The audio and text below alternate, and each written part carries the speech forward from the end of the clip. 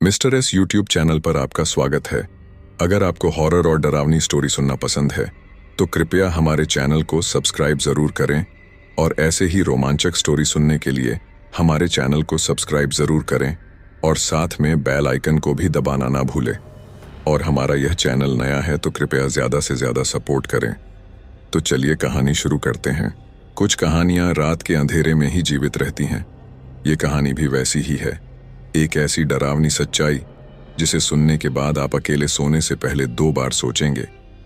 ये कहानी है विशाल और उसकी पत्नी निधि की, जिन्होंने एक छोटे से गांव में नया घर खरीदा। पर उस घर के दरवाजे के पीछे जो रहस्य छिपा था उसने उनकी जिंदगी हमेशा के लिए बदल दी। विशाल और निधि ने शादी के बाद शहर की भागदौड़ से दूर एक पुराने गांव में अपना नया घर खरीदा। यह घर सस्ता और काफी बड़ा था, लेकिन गांव वालों ने उन्हें यहां रहने के लिए मना किया था। लोगों का मानना था कि उस घर में कोई रहता है जिसे न तो देखा जा सकता है और न ही बुलाया जा सकता है। मगर विशाल को ऐसी बातें महज अफवाहें लगीं। पहली रात को घर में पहुंचने के बाद दोनों ने जल्दी जल्दी अपना सामान सहेज लिया। कमरे में हल्की रोशनी की सजावट की और थकान के कारण बिस्तर पर गिरते ही सो गए। लेकिन आधी रात में निधि की नींद अचानक खुल गई। उसे लगा जैसे किसी ने उसके कान में बहुत धीरे से कुछ फुसफुसाया हो। निधि डरते हुए विशाल से, तुम्हें कुछ सुनाई दिया? विशाल नींद में बड़बड़ाते हुए, कुछ नहीं, तुम सपना देख रही हो।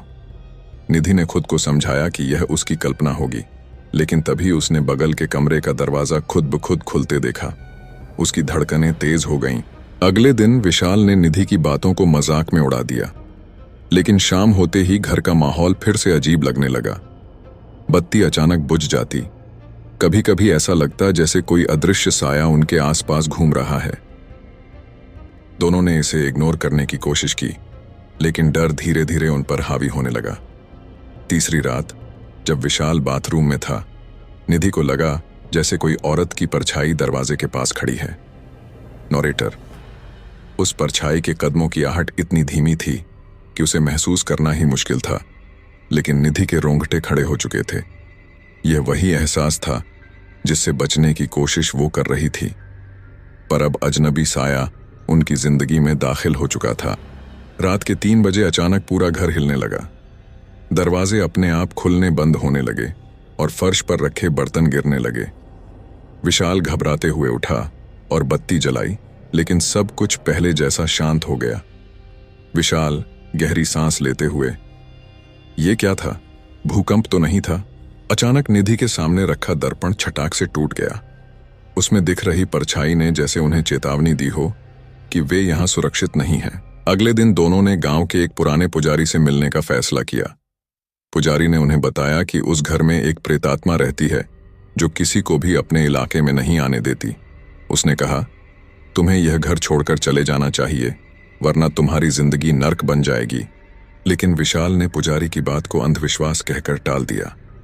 उसने सोचा कि यह सब मन का भ्रम है और शायद नए माहौल के कारण वे जरूरत से ज्यादा डर रहे हैं। शाम को जब विशाल और निधि ड्राइंग रूम में बैठे थे, तभी घर की घंटी बजी। विशाल ने दरवाजा खोला, लेकिन वहां कोई नहीं था। कुछ देर बाद फिर घंटी बजी।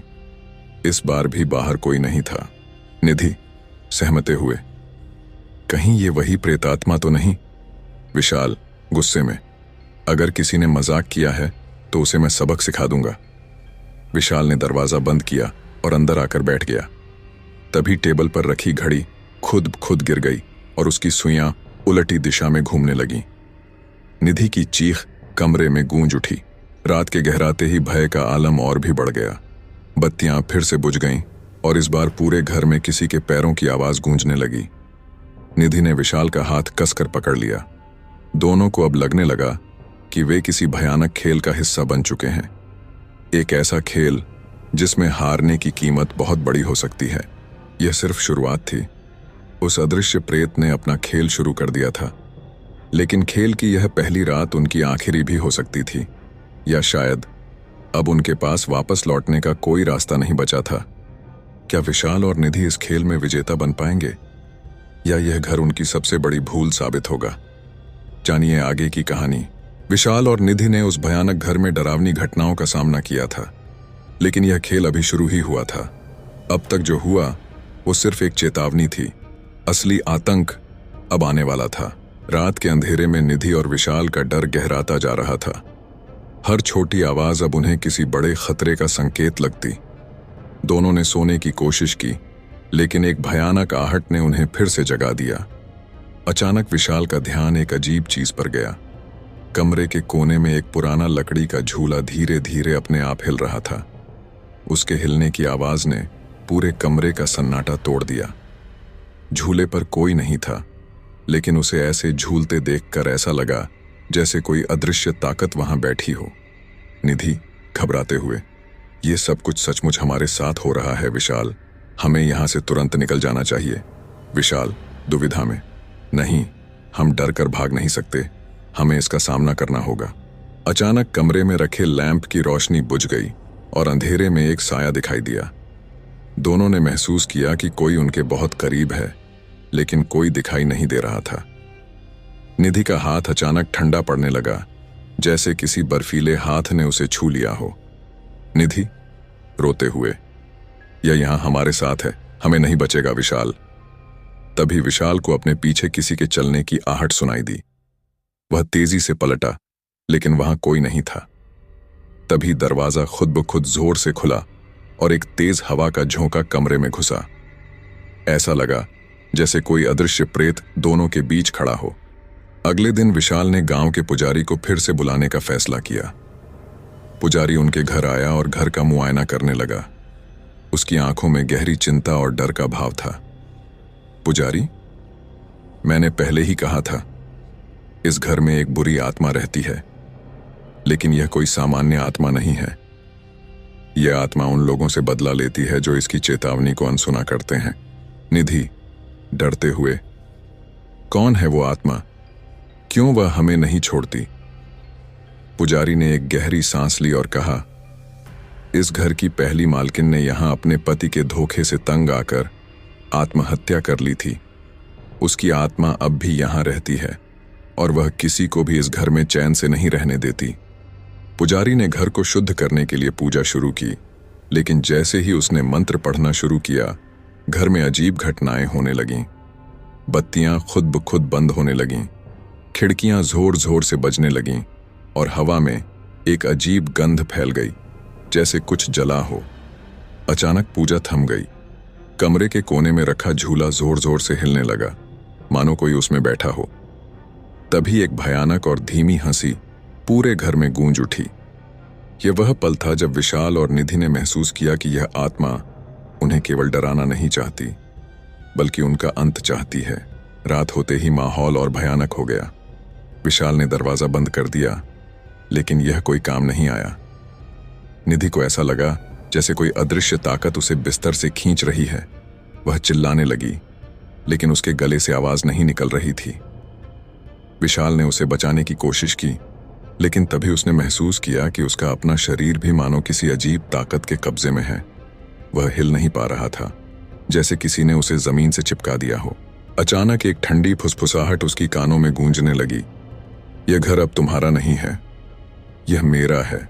डर के मारे विशाल और निधि ने घर छोड़कर भागने की कोशिश की। वे जल्दी जल्दी अपना सामान पैक करने लगे, लेकिन जैसे ही उन्होंने दरवाजा खोलने की कोशिश की, दरवाजा अंदर से बंद हो गया, जैसे कोई अदृश्य ताकत उन्हें जाने नहीं देना चाहती थी। अचानक पूरा घर भयानक शोर से गूंजने लगा।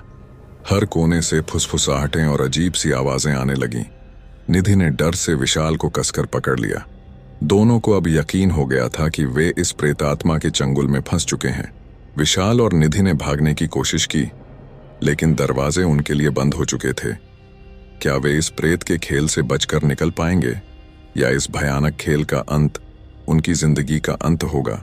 विशाल और निधि अब एक भयानक खेल के अंतिम चरण में पहुंच चुके थे। हर गुजरते पल के साथ मौत की छाया और करीब आ रही थी। क्या वे इस खेल से निकल पाएंगे, या यह घर उनकी आखिरी मंजिल बन जाएगा? रात के गहराते ही घर का माहौल और डरावना होता गया। दीवारों पर छायाएं अब और तेजी से हिलने लगीं और हवा में सरसराहटें मानो कुछ कहना चाह रही थीं। विशाल और निधि ने कई बार घर से निकलने की कोशिश की, लेकिन दरवाजे जैसे किसी अज्ञात शक्ति से बंद हो गए थे। तभी अचानक कमरे का तापमान गिरने लगा। निधि को महसूस हुआ जैसे कोई उसके बहुत करीब आकर सांसें ले रहा हो।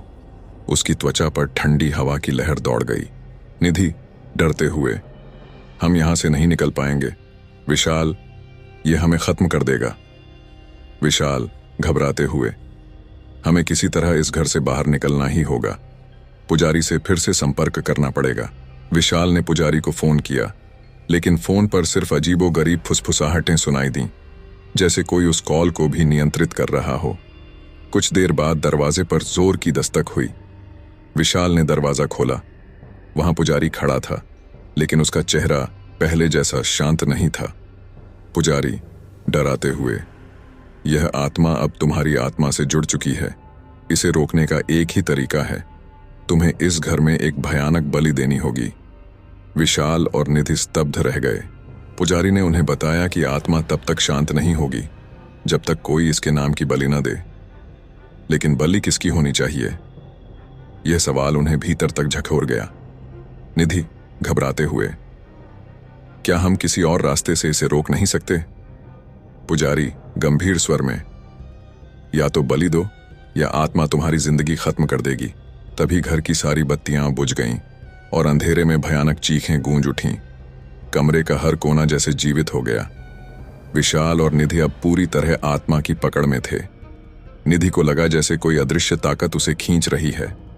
विशाल ने उसे बचाने की कोशिश की, लेकिन उसकी ताकत जवाब दे रही थी।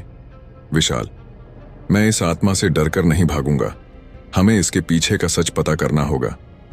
तभी अचानक कमरे के कोने से एक भूतिया आवाज आई, मुझे यहां से मत निकालो, ये मेरा घर है। विशाल और निधि ने महसूस किया कि आत्मा केवल बदला नहीं, बल्कि न्याय चाहती थी। यह आत्मा घर की पहली मालकिन की थी, जिसे उसके पति ने मार दिया था, और उसके बाद इस घर में उसकी आत्मा कैद हो गई थी।